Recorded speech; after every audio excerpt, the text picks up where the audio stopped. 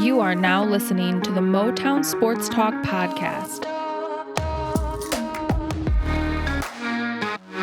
Here's your hosts, Jordan and Jimmy. Hello, everyone, and welcome back. Today is August 16th, 2020, and my name is Jordan. I currently contribute weekly articles to the Sideline Report, and this is Jimmy. He is a board certified in family medicine from the University of Michigan Medical School. And just a little bit of a reminder for everyone, we are hosting a fantasy football league. Everyone is welcome to join. We've still got about 3 or 4 slots. And if we do have more people interested, we can always increase it to maybe 12 or 14, get a little bit more competition, a little bit deeper league. But yeah, we're going to retweet that link out again on our Twitter page, which is at Motown Sport Talk on Twitter. And again, we should probably have that on our Facebook and Instagram too, which is just regular Motown Sports Talk. So, and again, feel free to ask any questions. We're always happy to answer any fan questions. So again, you can reach out to us on any social platform. We're happy to answer any of your questions, whether it's sports, fantasy, or just personal questions, anything. Just to get started, it's kind of been a little bit of a slow week in noteworthy news, but we still got some topics to discuss. And first off today, we're going to talk about how there's been a huge increase in the price tag for top tier tight ends in the NFL. We've recently seen 49ers tight end George Kittle sign a 5-year, $75 million deal. Then just a few hours following that deal, we saw Travis Kelce agree to a new extension, which he got 4 years and $57 million. So this is obviously setting a new standard for tight ends in the NFL, where they're paid like some of the top players around the league, which 1 year after the Lions drafted another tight end in the top 10 is possibly looking like a smart move. Instead of waiting for one of these top tight ends to hit the market and then overpay for possibly an older or less effective player, that when you could draft one for cheaper and hope he turns into one of those top tier in the first 4 years of his year. So, Jimmy, what are your thoughts on the tight end market as it stands today? Yeah, I think this is actually good news for the Lions. So let's talk about the numbers. So Kittle was 15 million a year, Kelce was 14 million per year approximately. Kittle got more because he's younger. He's 26 years old compared to Kelce, who's 30. Kittle also only had 1 year left on his current deal, whereas Kelce had 2 years left. So Kittle had a lot more leverage, and he's a lot more valuable of a player given he's younger. Now, as a point of comparison, let's look at the franchise tag numbers for different positions. The tight end tag this year was $10.6 million, according to the source Over the Cap. The offensive tackle franchise tag, $15 million. The wide receiver tag, $18 million. So we're starting to see these elite tight ends starting to move into the bigger numbers that we see with wide receivers and other more valuable positions. Yeah. So the question is, how does this impact the Lions? Well, one of the main negatives of the TJ Hockenson pick at number 8 of the first round was that we weren't getting as much contract value drafting a tight end as most other positions. Obviously, the biggest difference, it would be at quarterback. If you can get a starting quarterback in the first round, you're saving 25 to 35 million a year. Yep. Defensive end is another big one. We've seen this recently with Joey Bosa getting 27 million a year. Yep. Khalil Mack got 24 million a couple years ago per year.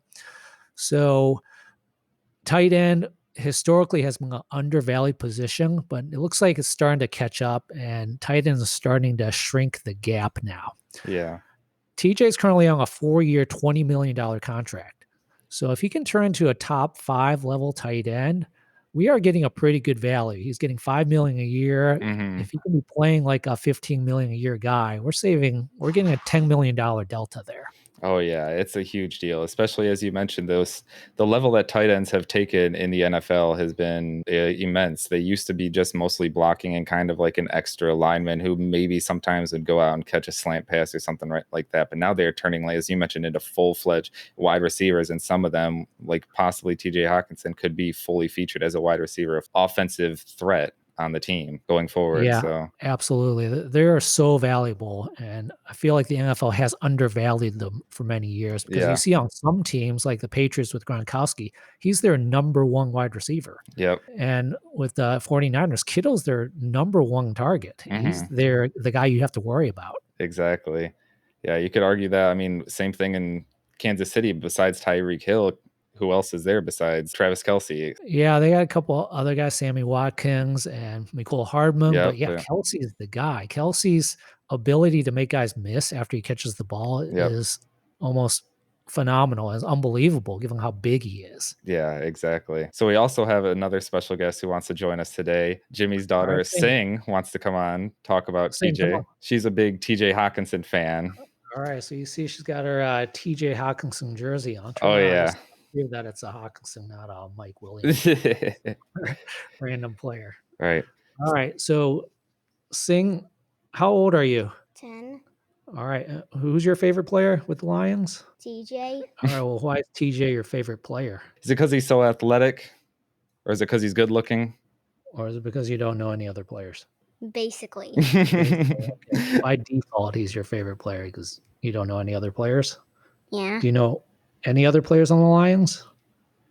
I don't know. You know, okay. What do you think about TJ's playing last year? How well he did last year? Well, he could have done better. Really? How so? I wish he didn't jump over those two guys. Oh, yeah. And get that concussion? Yeah. Yeah. So what should he be doing this year to be better? Not trying to jump over two guys. Okay.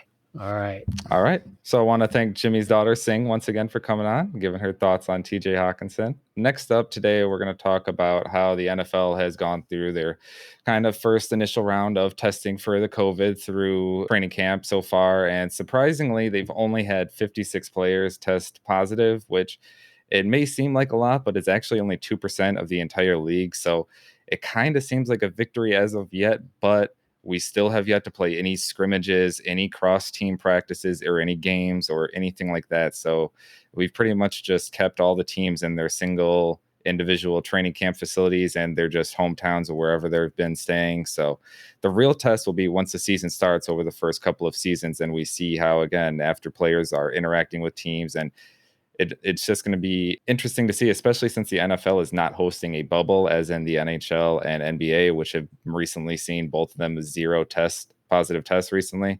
So they could also see a chain of infections like we did in the MLB with the Miami Marlins, where it just went from one player to coaches to almost, I think, half the team ended up getting it. So again, if we have two teams play each other, then the next day they're tested and both teams are testing positive. It's going to be crazy to see. So Jimmy, how do you feel about the safety right now, like before the season starts? And do you think that they're going to change procedures going forward once the season starts? Well, I think the numbers are looking good. Mm-hmm. You're right to mention that it's a 2% positive rate with players because there's been some other numbers reported, such as the percentage of tests that are positive, which is less than 1%. Mm-hmm. That's not as good of a number to look at because there are ways to inflate that number. Yeah.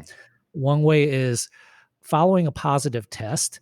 The NFL actually exempts the player from testing until further notice. Mm-hmm. The CDC just released a guideline suggesting that you don't need to test somebody for 3 full months following a positive test as long as they remain asymptomatic. Yep. The NFL initially had announced the 30-day test exemption following a positive, but the latest statement actually did not mention a time frame. Mm. So it's quite possible that they might not test players for multiple months after a positive. Mm-hmm.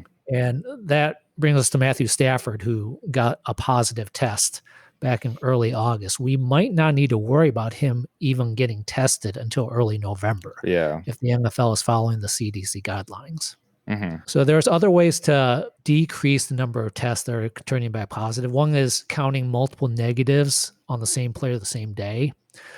These things can just artificially boost the numbers, which is why you're right to just report the number of players total that are testing positive at 2%. Yeah.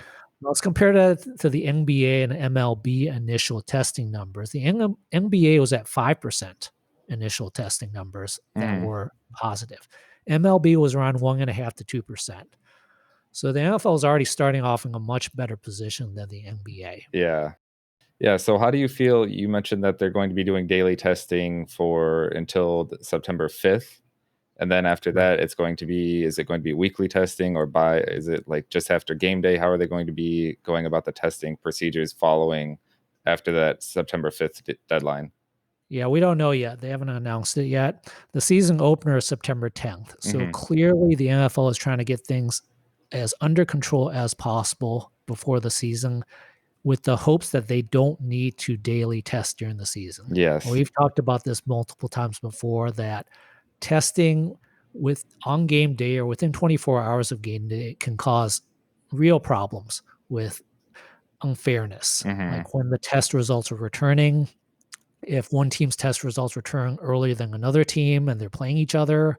Yep. So I think the NFL wants to avoid testing within 2 days of a game. I think the ideal situation would be to test Monday, Wednesday, Friday, get all that out of the way, and just don't test, don't know policy for 2 days before the game to avoid any chaos on game day.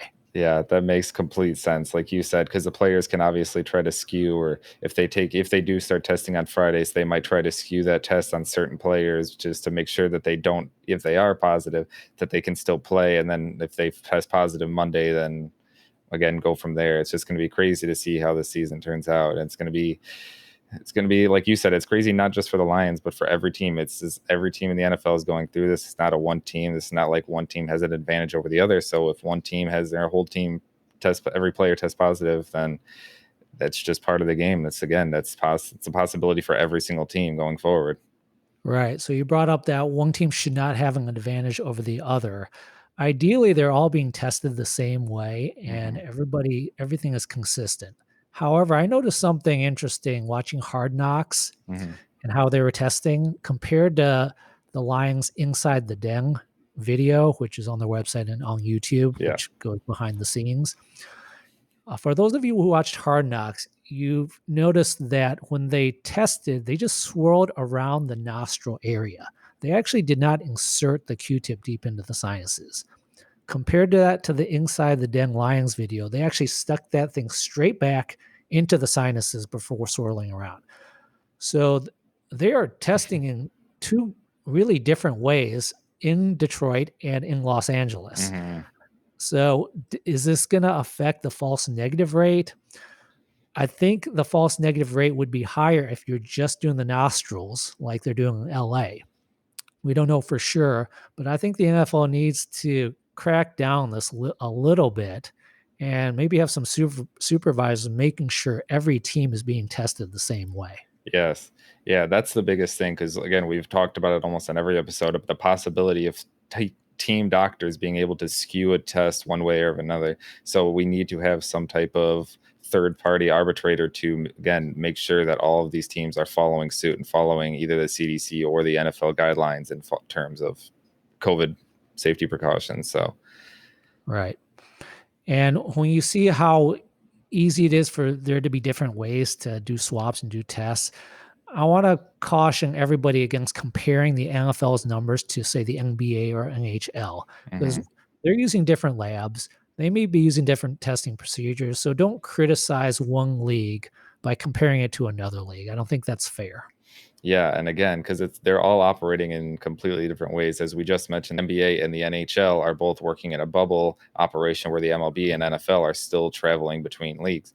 But the biggest difference, again, as we've mentioned this before, with the MLB and NFL is MLB is constantly traveling almost daily, or like every 3 days or whatever they're moving, and the NFL so they're only moving 8 weeks out of the year in total, really. So that's a really good point. They only have to tighten the ship for 8 times out of the year compared to MLB, which is doing a lot more with a 60-game regular season. Exactly. So that's a big advantage for the NFL. The disadvantage for the NFL is they have a lot more players and a lot more staff that they have to deal with. Yeah, because there's minimum. I mean, right now in training camp, there's probably about 80 players for each team. Plus, as you mentioned, all the staff, all the training members, all the extras, it's just, there's so many people right now in the training facilities on each NFL team. So it's way different than compared to just the NBA, who only has, I think it's maybe 13 or 14 players per team, maybe 15 at the most with their training staff. So it's a vast, huge difference. I want to make a comment about another thing that I saw on Hard Knocks, that Anthony Lynn, the head coach of the Chargers, stated he was COVID positive earlier in the year. So this is 3 coaches we know of now that have confirmed that they're positive, including Sean Payton and Doug Peterson. So that's about 10% of coaches that we know of that are positive. The big unknown out there with this country is how many Americans have contracted COVID since this all started. Yes. So this is a number that we know 10% minimum. There could easily be 2, 3, 4 times as many coaches who are undisclosed positives or just never got tested. Yeah. So I thought that was interesting. Yeah, or same thing with players, because like you mentioned, this has been going on since March. So we don't know how many players who could have tested positive back then and just never got disclosed and never became public, or the NFL never knew about it, like you said, because they weren't tested by the NFL. They were tested through a third party or their own testing facility or whatever. So now we'll move on. And one rough start to the football season this year is that the Big 10 conference has decided that they're going to cancel the fall 2020 college football season with hopes of playing it out in the spring of 2021. When they initially said that they were just going to do a conference only season this year, and they already had the schedule all laid out, and then they just went up and canceled it. So this is, and with lots of other college teams pulling out of competition for 2020, it's really putting in jeopardy the whole college football season in whole. And as of right now, there are still 89 teams out of the whole 130 FBS teams to play in 2020. But there's still the whole SEC is trying to possibly start their own like conference in the South, basically, and play their own football league or something. I haven't looked into it too much, but I've heard a lot about that as well. So, Jimmy, I guess, what do you think about how the NCAA is handling this football season? And or just some NCAA teams are handling this? And do you think that this may put in jeopardy the NFL season at all? Yeah, I don't think it's going to affect the NFL season for a couple of reasons. Mm-hmm. One is the NFL has the huge advantage of having a players' union that they can negotiate with. Once the players' union signs off on something, then the NFL is pretty covered from a legal and ethical standpoint. Mm-hmm. The NCAA doesn't have that advantage. So one of the big theories why the Big 10, Pac-12 canceled the season is the fear of litigation, the fear of just criticism if a player has a bad outcome. Yep. So I think this is just a really tough situation for everybody. And I really understand the reluctance to recommend football if you're on a medical advisory board. Mm-hmm. We're in such a hypercritical, hyper-litigious society that if anything bad happens to a player, you face backlash. It can affect your career. It can affect your standing in the public or with medical boards. Yeah. It's a very tough position to put a medical advisory board in. Yeah, I completely agree. And that's the biggest difference between the NFL and the NCAA is that they have not only just the college football and the college players to think about, they have the campus and all of the students and all of the faculty and all of that to consider as well. And as you mentioned, they don't have a union or someone they can go to fight for them or represent them, then give them the proper and make sure that the proper safety protocols are in place for them and that they can play without fear of catching it as the NFL is doing right now. So what's the main concern? The main concern appears to be this myocarditis issue. Mm-hmm. So let's just talk about that real quick. The term myocarditis, it simply means inflammation of the heart muscle. Yeah. You add itis to anything, it means inflammation, like tendonitis. The inflammation by itself isn't necessarily concerning, but if there's injury to the muscle, permanent injury, then obviously that is a much more serious concern. So the question is, how big of a deal is this myocarditis? I think it's just way too early to know how worrisome it is. We aren't even sure that the COVID virus is responsible for the myocarditis. Mm-hmm. As a lot of people know, correlation doesn't mean causation. Does this SARS-CoV-2 virus, which is the COVID virus, does it actually invade the cardiac muscle? That's unclear still. It's not known to be the type of virus that does that, whereas there are actually other viruses that are known to invade the cardiac muscle. So maybe it's a totally different virus causing the cardiac issues. And even if there is some cardiac inflammation or injury, does it actually cause long-term ramifications? Is it something that's clinically significant or not? We don't know the answers to a lot of these questions at this point. Yeah, that's the biggest problem is nobody knows the long-term effects of how this is going to affect players. Like you said, nobody knows how myocarditis is going to affect it long-term. As you mentioned, if it's going to affect more injury prone in that muscle area or certain heart related issues going forward, maybe 5-10 years down the road, nobody knows because we're still dealing with it currently. So that's why players are especially concerned about this or catching this. But one other thing I kind of find interesting, as I said, that the Big Ten is possibly pushing it back to spring 2021, which also then puts in jeopardy of the NFL draft. How do you think that this is going to affect the draft, with which is normally scheduled in April of each year? Do you think that players could then not be eligible for the draft? Do you think the NFL could possibly move the draft back a couple months? But then again, that puts even more stress on like when the combine is, when pro day, like there's a Right. lot of questions. How do you think the NFL and both the NCAA could combat that issue? Well, the NFL is definitely going to work with the NCAA and the players because they like the current setup. They like that college football is a farm system, a free farm system for them. Yeah. So if the NFL needs to move the draft around to accommodate college football, I think they'll do what they need to do. Yeah. I also don't think this is totally over yet. I don't think we should be counting on the spring season. Right now, we're already seeing a lot of Big Ten schools and parents and players really pushing back Hmm. against this cancellation of the season. We've seen Ohio State, Penn State, and Iowa parents already submitting formal letters to the university asking for details about why they canceled football. Yep. When just a week ago they had announced a full schedule. Exactly. Just today, I saw that Justin Fields is starting a petition. He's the Ohio State starting quarterback, starting a petition to restart the season. So we got a lot of players and parents who want to play in the Big Ten and the Mhm. Pac-12. So I don't think this is over yet.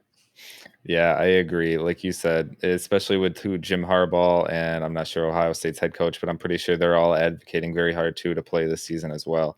And that's what I just found it so strange. They came out, they made a whole schedule. They went out like they went out, and the board members obviously planned all this out and scheduled all this out just for them to come back and cancel it all of a sudden. So when all the players clearly are stating that they want to play. Right. It's a curious situation that you got three big time conferences, ACC, Big 12, and SEC going forward and playing. And then you have Big 10 and Pac 12 canceling. It's too much of a dichotomy there that's comfortable because it's not fair to Big 10 players who really want to play. And this is going to affect future recruiting possibly. Hmm. If you see that there's a conference that's more willing to let you play, like the SEC, Yep. if I'm a big time player, I'm going to the SEC. I'm not going to take my chances with the Big Ten, who's scared to play football if there's any kind of risk at all. Yep. That's a great point that I never even thought of too. Because yeah, the SEC is pretty much bound determined to play football this fall more than any other conference or league. So yeah, we'll just see how it affects going forward. The college football as a whole, and just like you mentioned, recruiting and where players decide to go, we could see even more just star players continue to go to the SEC as they already are. So we could just see, again, it is a very possibility that they could become their own little football league down in the South. So Yeah, you wonder if Michigan and Ohio State join them for a year. 'Cause we're both Michigan fans here, and we want to watch the team play. exactly. It'll be interesting. The Jim Harbaugh wants to play. He wrote this huge letter about why they should be playing, give a bunch of stats and Hmm. information. Ryan Day with Ohio State clearly wants to play. Their players want to play. So are they going to go rogue and join another conference for here, which would be fascinating? How awesome would that be for those two teams to be in the SEC for a year? That would almost make the college football season just the next level interesting. Exactly, because that's I like college football and I watch it, but I don't watch it as heavily as NFL, and that's my biggest complaint is just the obviously when there's big games, when it's Auburn versus Alabama or something like that, like I'll watch those, but Right. it's like when they're playing a Division One or some random team, it's just like I don't even bother watching them. So, like you said, if it Yeah. was just all the SEC or just all the best college football teams in one college in one division, that would be an amazing league to watch. That would be like the best year ever if Exactly. every game was sort of like an NFL game where, wow, any team can actually win. It's not Hmm. you're playing these cupcakes and you're favored by 20 or 30 points. It's just like Yeah, it's a 56 we to know what's going to 7 happen. blowout, whatever. Right. Yeah, those get boring. Those aren't Mhm. that interesting. Exactly. So, yeah, that would be really interesting to see going forward. Well, one thing that the NFL might consider if the college football season gets shut down is they might move some games to Saturday, which would be good for NFL fans. The Lions might actually get some national TV games if that happens, which would be great. Yeah, exactly. 2 more days of NFL football or an extra day of NFL football per week, sign me up for it. I'm Yeah. all about it. We'll move on, and the last topic of the day we'll discuss is just a couple roster moves that the Lions have made recently, And first up, they waived undrafted free agent safety Jeremiah Dinson. They did activate safety Jalen Elliott from COVID reserve list. They also acted Romeo Okwara from active NFI, which is good for Romeo, but unfortunately, Austin Bryant is still on the PUP list. The former fourth rounder, as we've discussed before, was supposed to be a huge part of our defensive line this year. And I know these training camp transactions kind of really mean nothing as we're just cycling through lower roster end spots that are probably not even going to make the team. But you and me have also mentioned earlier on previous episodes that it's possibly good to have cycled through so many players who kind of know a little bit about the system and know just kind of what's going on. So in case we have either tons of injuries or tons of COVID positive tests in the year, that we could bring some of these players back who already have somewhat of an understanding about our system. So I guess, how do you feel about these roster transactions and like Austin Bryant still possibly starting the year on PUP? Right. Well, you're absolutely right that these lower level guys on practice squad are actually much more important this year, and we want them to have a good knowledge of the scheme and the system. Yep. Austin Bryant on the pup list, again, concerning. We don't know how long he's going to stay on it. He could stay up to the first 6 weeks of the regular season or come off before the regular season starts. We don't know. Romeo Okwara only be on NFI for 2 weeks. It's a very short stay. Very good news. Yeah. We're already concerned about our D-line depth, so having that be a short stay is really positive.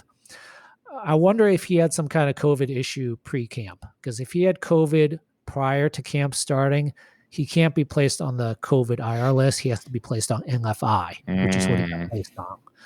And the 2-week time duration would be consistent with some kind of COVID-related issue. So that's just the theory.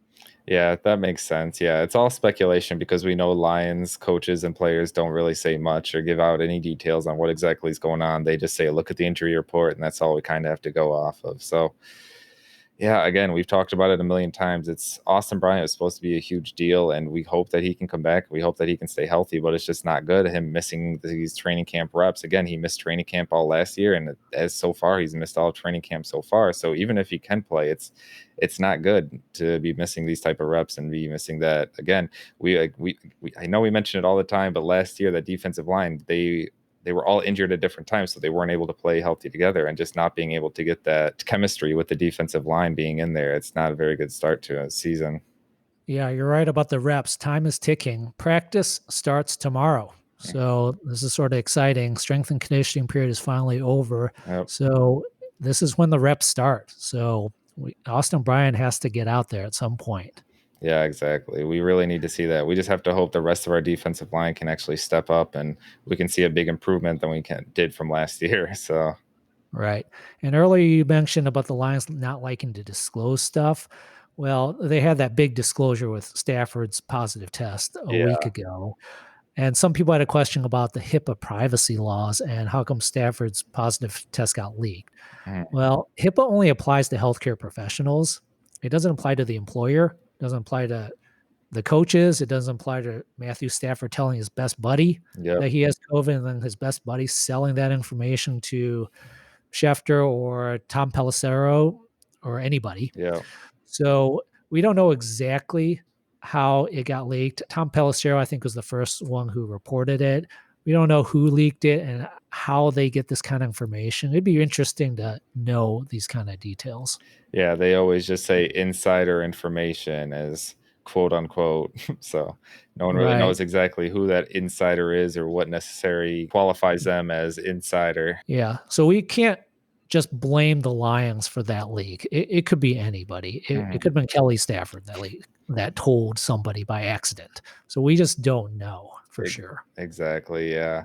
But it's good. Again, hopefully they can get this changed. We know that as a result of the Matthew Stafford, we talked about it last week, that they're changing the procedures now on how hopefully they're going to be going about the false positive, false negative results after the whole situation with Matthew Stafford. So, all right. It looks like that's going to do it for us today. Thanks everyone for tuning in again, and we'll see you again next time.